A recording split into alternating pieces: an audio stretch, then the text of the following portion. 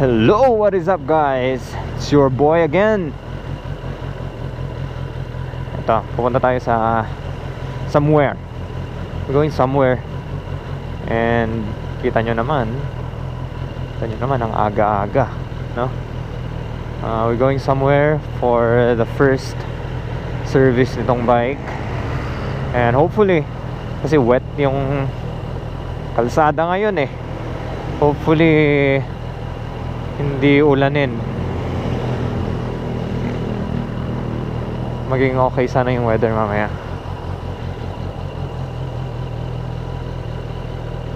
So inagaan natin ngayon, no, para makapunta tayo dun ng mas maaga,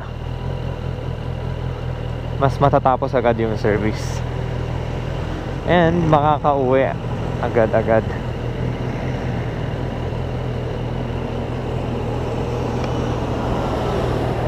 Okay, so medyo malayo-layo tong biyahe ngayon. At konti lang yung spare batteries ko, so I'll see you siguro sa T-Flex na. Wait lang, pakita ko muna sa inyo yung view. Maganda to eh, maganda. Tumigil pa ako para dyan ah. Nice ha, Baguio. Ganda. Over there is La Union. You can see those clouds right there. Ganda, no? Kinakain na nila yung bundok. Anyway, let's go again. Ayan, La Union na yon. Somewhere La Union. Na late na nga ako nagising eh, dapat mas maaga. See that? Ganda, di ba? Ooh.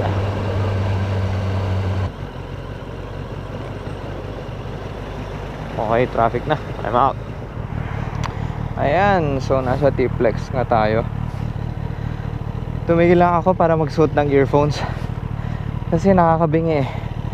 Well, yun nga yung pinaka, kasi hindi talaga actually advisable ang earphones, lalo pag nagmo-motor ka, kasi hindi mo naririnig yung mga busina sa'yo or mga pangyayari sa paligid mo. Kaya lang for me, yun yung pinaka useful na function niya, para hindi ka mabingi. Kasi lalo pag katulad ko na cheap yung gamit ninyo na helmet. Well, hindi naman sa cheap na cheap, pero yung mga entry level na helmet na nakakabingi yung tunog ng wind, lalo pa pag naka-modify ka ng exhaust, di ba? Mas malakas na naman, so mabibingi ka talaga. Kaya dun talaga magagamit. I mean, ma-realize mo ano yung use ng earphones, noise cancelling. Maganda pagka mag-earphones kayo.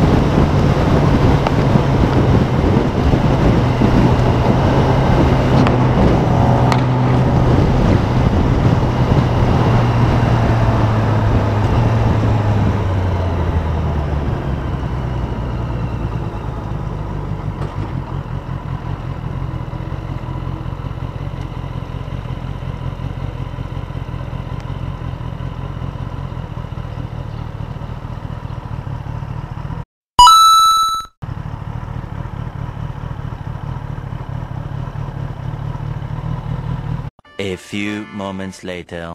So, tadaan. Balak ko sanang pumunta dun sa kiosk, I mean, yung main office nila. Dito, malapit na dito. Kaya lang, meron naman na itong booth dito. So, at least nakuha ko na ito. Nice, diba? Ayan. At ang maganda pa dito, hindi na rin kailangan ng ibang mga requirements. Basta magbayad lang kayo ng minimum, which is mga 300 yung minimum na reload. And yun na yun. Meron ng RFID. At ito nga yun, nilagay ni ate.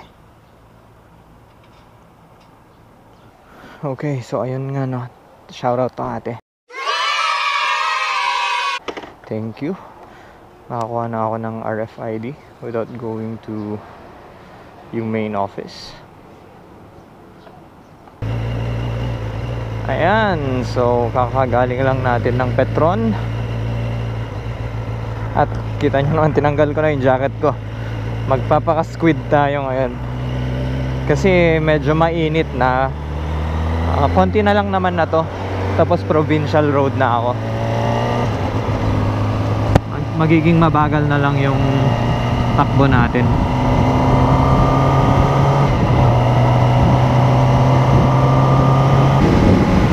Oh, diba? Di mas malamig. Ay, squid na squid eh, no?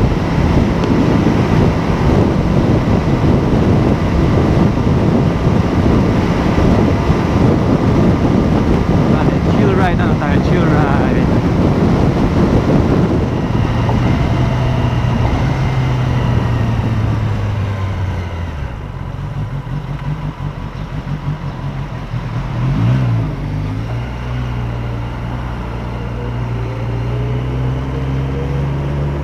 Nice. So ayun nga, no, na-testing na natin yung ETC. Maganda na yan yung main office. Hindi ko na kailangan pumunta dyan.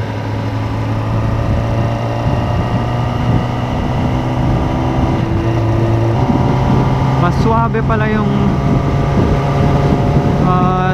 upshift nito, yung clutchless upshift nito, yung quick shifter nito kapag naka full power. Hindi mo na-feel yung engine brake eh. Pag naka medium power ka kasi o kaya low, yung wet mode nya, ramdam na ramdam mo eh, maski naka quick shift ka, nag-engine brake siya. Pero pag naka full power ka, ang suabe.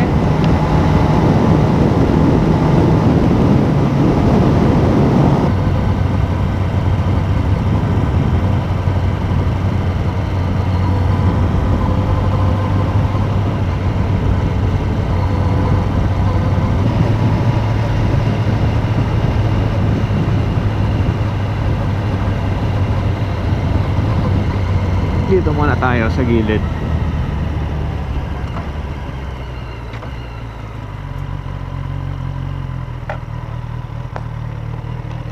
Tanggalin na natin yung ganito kasi ako eh, pagka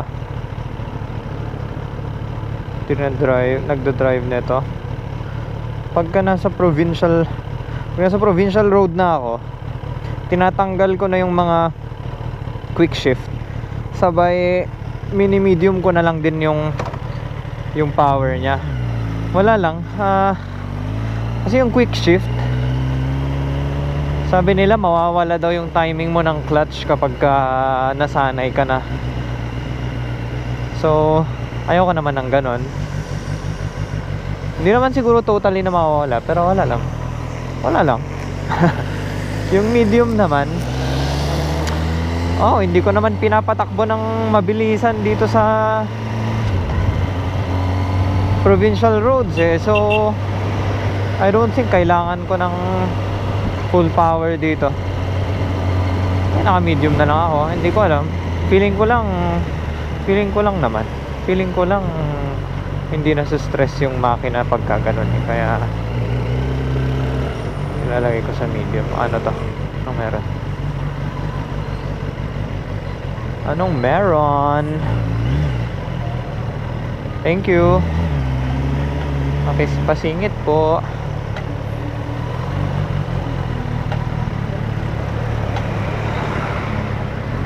May namatay yata.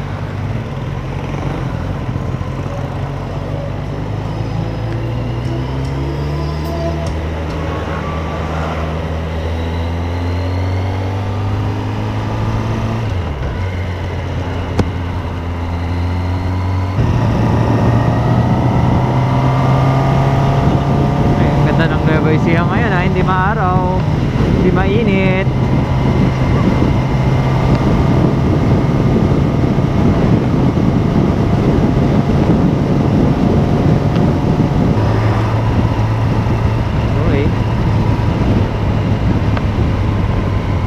Alam mo, kudos talaga sa mga taga dito, no? Dito o kaya sa Nueva. Kasi yung mga nakamotor or yung mga naka-tricycle, nasubukan ko yan nung nag-drive ako dito ng sasakyan. Alam nilang gumilid, no? Bakit kaya dun sa La Union, nung nag-drive ako dun, hindi sila gumigilid? Gusto nila i-overtake mo sila.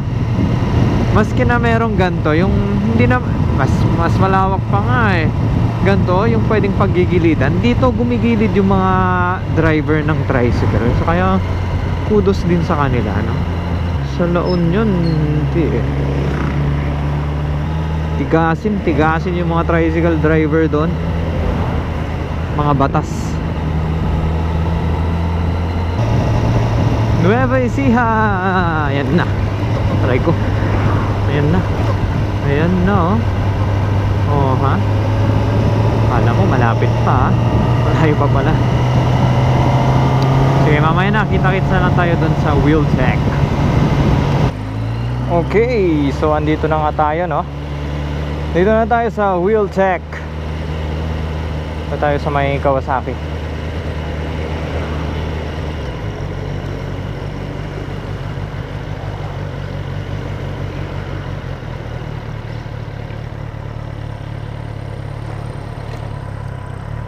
This is Wheeltech Nueva Ecija. Along the highway lang siya. Easy to spot naman.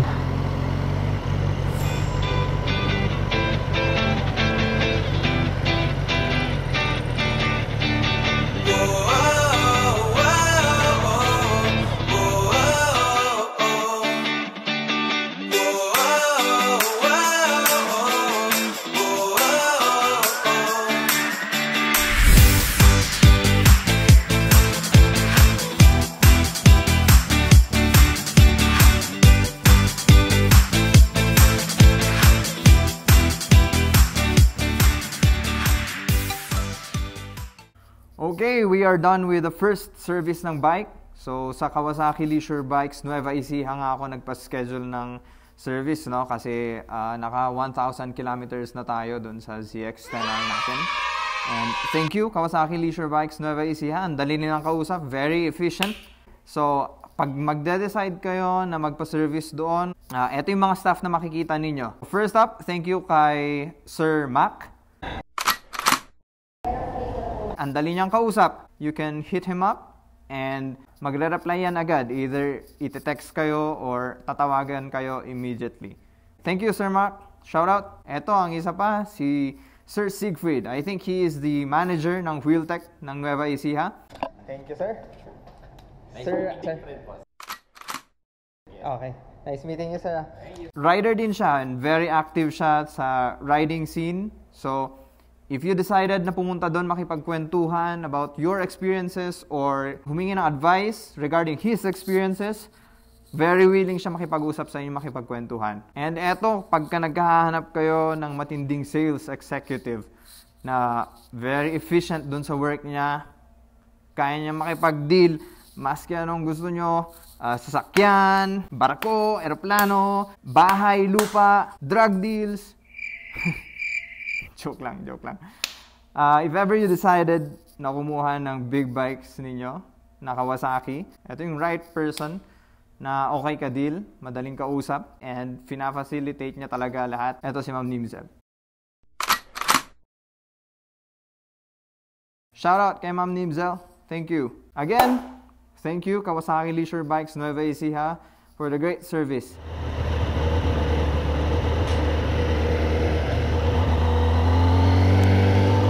Okay, so we are done with Nueva Ecija for now. Balik TP-Lex na ulit tayo.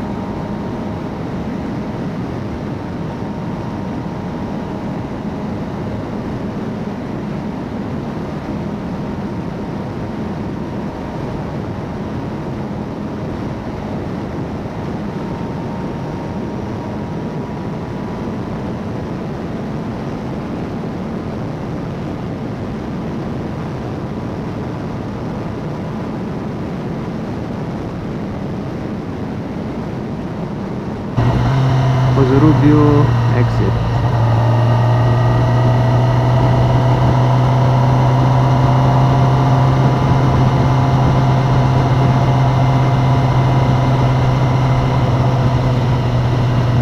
This is the last exit sa ngayon.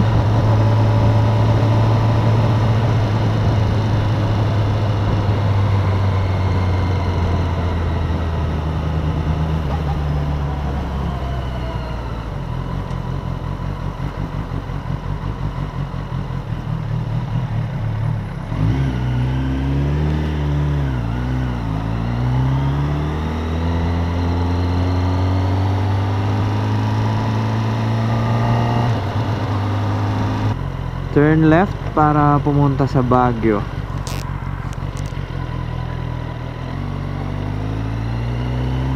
Tara na ulit sa bundok. Pahinga lang muna ako dito. Okay, so nagpagas ako ngayon and dito ko na i-end yung vlog ko for now. Mabubore kayo yung paakyat. Same na naman, I can do it another day naman eh. Total yung biyahe ko usually is paakyat sa bundok tsaka pababa din lang sa bundok. So okay, peace out.